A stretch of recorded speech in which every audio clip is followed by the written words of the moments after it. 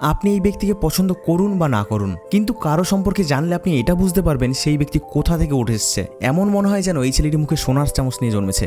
ভালো ঘর, ভালো লাইফস্টাইল। এর বাবা দেশের বড় ক্রান্তিকারীদের মধ্যে একজন ছিলেন। শুরুর দিকে কিছু বছর এই ছেলের জীবন বেশ ভালোই কাটছিল, কিন্তু এর পরে এক ঝটকায় সব বদলে যায়। সারা দেশে কালচারাল রেভলিউশনের আগুন জ্বলে ওঠে। ওই ছেলের বাবা পলিটিক্যাল টার্গেটের শিকার হয়ে যায়, ওনার জেল হয়। আর যে ছেলেকে কখনো এলিট সার্কেলের অংশ মনে করা হতো, তার কাছ থেকে সবকিছু হঠাৎ করে ছিনিয়ে নেওয়া হয়। মাত্র 15 বছর বয়সে তাকে রিএডুকেশনের নামে প্রত্যন্ত গ্রামে পাঠিয়ে দেয়, যেখানে থাকার জন্য কোনো ঘর ছিল না। তাকে পাহাড় কেটে তৈরি করা একটা গুহায় থাকতে হতো, যেমনটা বাদ বাকি লোকেরা থাকতো। সেখানে বিছানা নামে ইট পাথরের মতো ফ্লোর ছিল, আর খাবারেরও শর্টেজ ছিল। অবস্থা এত খারাপ ছিল, প্রায়ই ওনাকে বিচ্ছুর কামড় খেতে হতো। শুরুর দিকে ওই শহরী ছেলেটার ভীষণ কষ্ট হচ্ছিল। সে সেখান থেকে পালিয়ে পুনরায় শহরে চলে যায়, কিন্তু তাকে ধরে পুনরায় সেই গ্রামে পাঠিয়ে দেয়। গ্রামের লোকেরা শুরুর দিকে ওনাকে সন্দেহ নজরে দেখত। ওনারা মনে করতেন শহরের এই ছেলে বেশি দিন টিকতে পারবে না। পরে উনি ধীরে ধীরে রিয়েলাইজ করতে পারে ওনার সাথে কি হচ্ছে, ওনার পরিস্থিতি, লোকে ওনার সম্পর্কে কি ভাবছে। উনি ডিসিশন নেয়, যাই হয়ে যাক আমি এখান থেকে আর পালাবো না, আমি যেভাবেই হোক এখানে আমার পরিচয় তৈরি করব। উনি নিজের স্ট্রাগলের জার্নি শুরু করে। উনি গমের ভারী বস্তা ওঠানো আর কৃষিকাজ শেখে।